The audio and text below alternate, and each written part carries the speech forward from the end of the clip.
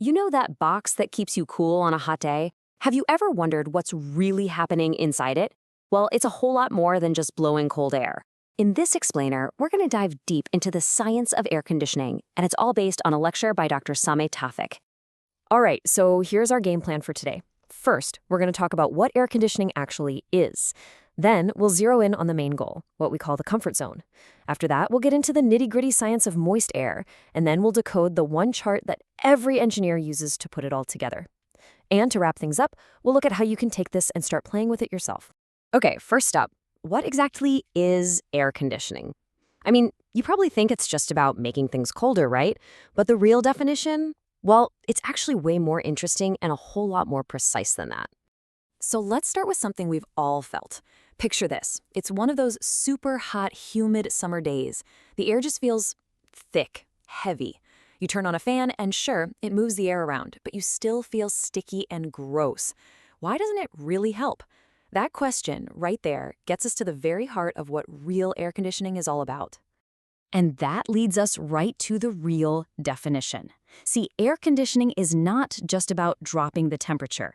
It's the whole process of creating an artificial climate in a specific space, all to achieve a very, very specific goal. And those goals, they basically fall into two big categories. First, you've got comfort air conditioning. This is what you have at home or in the office. The whole point is just to keep people comfortable and healthy. Simple enough. But then you have industrial air conditioning. This is a whole different ballgame.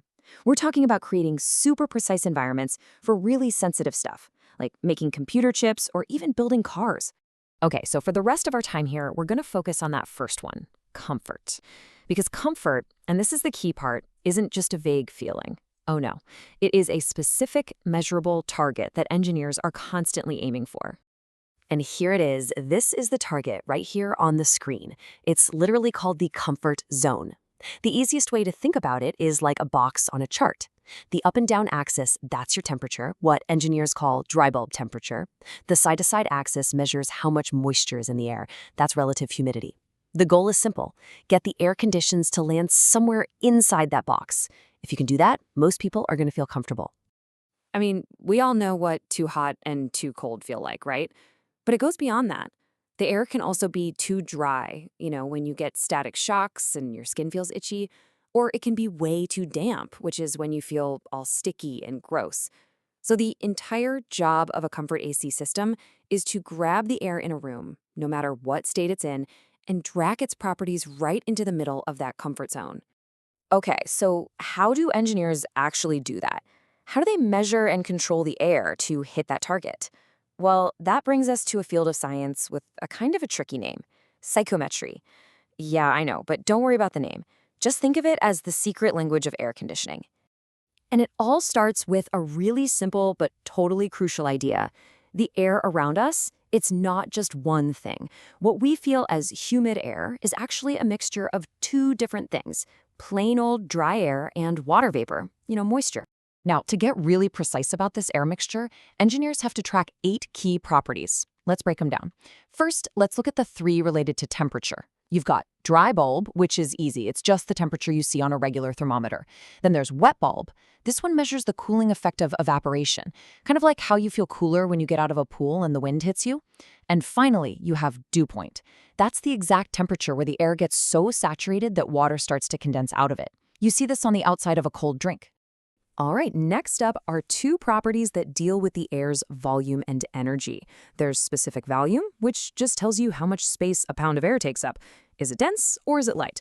But the really big one is enthalpy. This is the total heat energy that's locked up in the air. This is huge. When you cool a room, what you're really doing is removing enthalpy. And last but not least, we have 3 different ways to measure the actual moisture. There's humidity ratio, which is a very direct scientific measurement. But the one you've definitely heard of is relative humidity. That's the percentage you hear on the weather forecast, and it just tells you how full of water the air is compared to the absolute maximum it could hold at that temperature.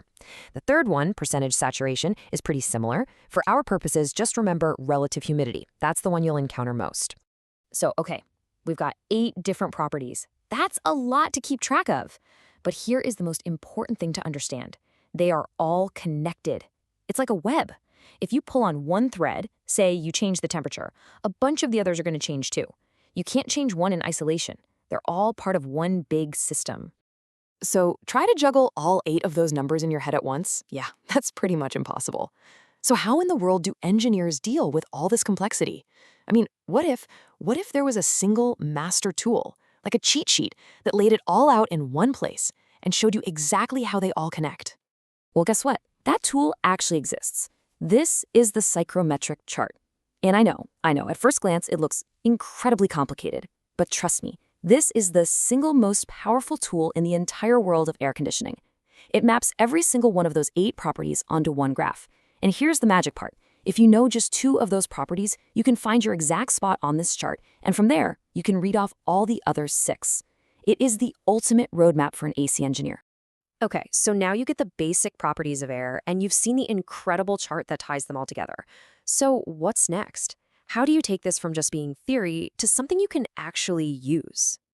Honestly, the absolute best way to make all of this really click is to just play around with it yourself.